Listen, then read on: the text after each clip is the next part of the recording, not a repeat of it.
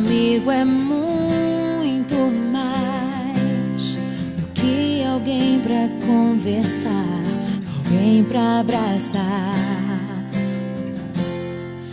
Amigo é uma bênção que vem do coração de Deus pra gente cuidar. É assim que você é pra mim, como uma pérola que eu mergulhei pra encontrar. É assim que você é pra mim, um tesouro